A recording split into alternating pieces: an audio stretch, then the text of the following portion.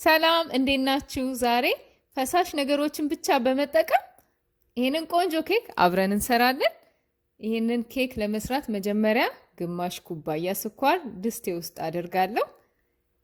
ስኳር በነገራችን ላይ ከፈሳሽ ነው አሉ የሚመደበው የምግብ አዋቂዎች እንዳሉት ከሆነ ምግብ ሰሪዎች እና እሱን ስኳር ትንሽ ውሃ ጠብ አረግበትና መካከለኛ እሳት ላይ አድርጌ ቀስ እያለ እየቀለጠ እስከ መፍለቅለቅ ደረጃ ድረስ እስከሚደርስ ጠብቀዋለሁ ማለት ነው።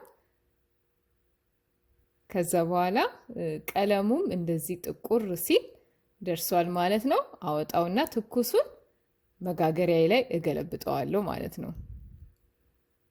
እኔ እንዳጋጣሚ ቤት ውስጥ ቡና አይነቱ ስኳር ስላለኝ ነው እንጂ ነጩንም ስኳር ብትጠቀሙት ምንም አይደለም፣ በሁለቱም ይሆናል።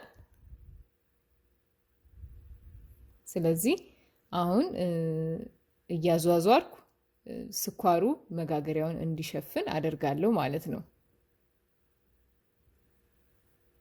ከዚህ በኋላ እንዲቀዘቅዝ ነው የምተወው። ትንሽ እየቀዘቀዘ እየደረቀ ነው የሚሄደው ይሄ ነገር። ስለዚህ እሱን ወደ ጎን አድርጌ እንዲቀዘቅዝ ጊዜ ሰጠውና የጁስ መፍጫውን አቀርባለሁ። ጁስ መፍጫውንም መጠቀም ካልፈለጋችሁ ይቻላል። እኔ ግን ቀለል እንዲልልኝ በጁስ መፍጫው ነው ለመስራት ያሰብኩት። ስለዚህ እሱን አቀርብና 3 ኩባያ ወተት እጨምራለሁ።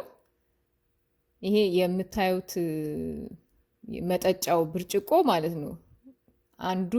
አንድ ዙሩ 1 ከግማሽ ኩባያ ነው የሚይዘው፣ ለዛ ነው እንጂ 3 ኩባያ ወተት ነው የጨመርኩት። ከዛ በኋላ 7 እንቁላል፣ ከ1 እስከ ግማሽ ያህል የሚሆን ኩባያ ስኳር፣ 1 ማንኪያ ቫኒላ እና ጥንጥዬ ጨው እጨምርና እጀምራለሁ ማለት ነው። መምታቱን በደንብ ፈጨዋለሁ። ከተፈጨ በኋላ ይሄ ሊቀርም የሚችል ሂደት ነው፣ ግን ብናጠለው ጥሩ ነው። እንደው ያመለጡ ነገሮች ካሉ የእንቁላሉ አካል ማለት ነው። ከዛ በኋላ ይሄ ቅድም እንዲቀዘቅዝ የተውነው ስኳር አለ፣ እሱ ላይ መጋገሪያችን ላይ ቀስ ብለን እናንቆረቁራለን ማለት ነው። ፈጭተን ያመጣነውን ውህድ ይህ በእንዲህ እንዳለ 162 ዲግሪ ሴንቲግሬድ ላይ ሰፋ ያለ ድስት ትንሽዬ ውሃ ጨምሬ እያጋልኩ ነው እዛ ማለት ነው። አስጀምሬው ነው ኦቨኔን የመጣሁት። ይኸው አሁን አውጥቼው ትኩስ ነው ውሃው እንደምታዩት። ቀስ ብዬ ውስጡ አስቀምጥና ከ50 እስከ 60 ደቂቃ ድረስ ይጋገራል ማለት ነው ኦቨን ውስጥ ተመልሶ ገብቶ። ከዛ በኋላ ልክ ሲወጣ እንደዚህ ስትነቀንቁት ማህሉ አካባቢ የሚንቀሳቀስ ከሆነ ደርሷል ማለት ነው። የማይንቀሳቀስ ከሆነ ትንሽ አስገቡት መልሳችሁ።